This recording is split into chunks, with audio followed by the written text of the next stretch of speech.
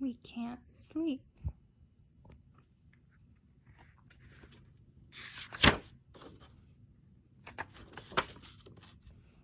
We can't sleep, said Louie.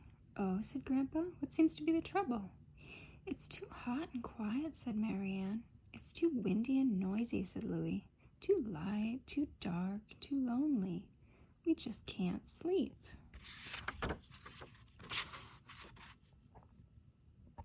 That's strange, said Grandpa. I once had the very same problem. It was many years ago. I was about your age. I tossed and turned. I counted sheep. Nothing helped.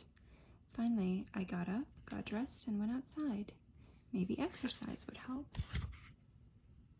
I ran 50 miles, all uphill. Did that make you sleepy, Grandpa? Asked Marianne. No, said Grandpa, but it made me hot. I decided to go for a swim and cool off. The water felt good, so I decided to swim across the ocean. Sometimes the waves were enormous. Were there any sharks? Asked Louie.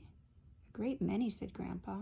They swam right at me, but as they came by, I dove down, grabbed the tail of one, and when he flipped his tail, I went up in the air and grabbed his fin. I had a good fast ride, and they never did see me. When I saw an iceberg, I let go of the shark.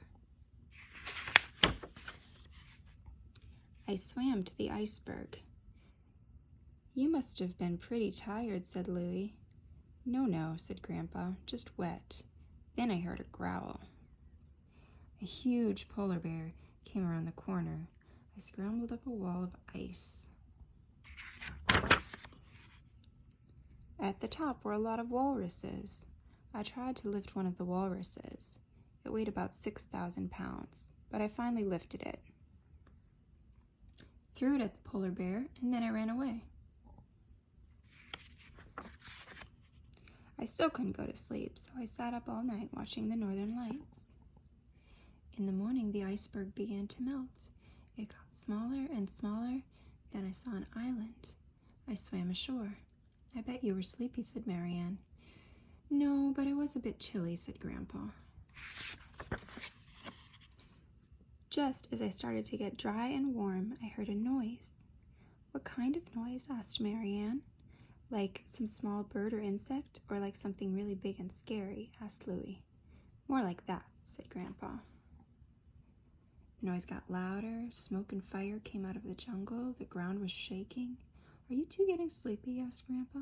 No, said Louie and Marianne. What was it?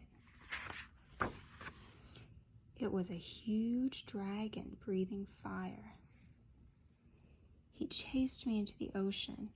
All I could do was splash water at him. I guess that didn't do any good, said Louie. Yes, it did, said Grandpa. It put his fire out, and in all the smoke I was able to escape, but he ran after me. I hid with some zebras until the dragon went by. Then I swung through the jungle on vines so as to avoid the crocodiles. I could hear the dragon coming after me, so I climbed a very tall tree. I climbed and climbed and climbed. Aren't you getting tired yet? Asked Marianne. Not in the least, said Grandpa. It was only a mile or so. Finally, I came to a small house at the very top. Inside the house was a dog. Like ours, said Louie. Exactly, said Grandpa. He was very friendly. I sat down in a big, comfortable chair, and for the first time I yawned. You did? Said Marianne. Like this? Said Louie, yawning. Exactly, said Grandpa. And then I shut my eyes, and that's when the hurricane struck. What hurricane? Asked Marianne. A really big one, said Grandpa, that carried the house away. We went racing across the ocean, and when we came to land, the house headed for a mountain to land. But the chair kept going. We went down and down and through a window into a house just like this. What do you think of that? Asked Grandpa. was no answer. The end.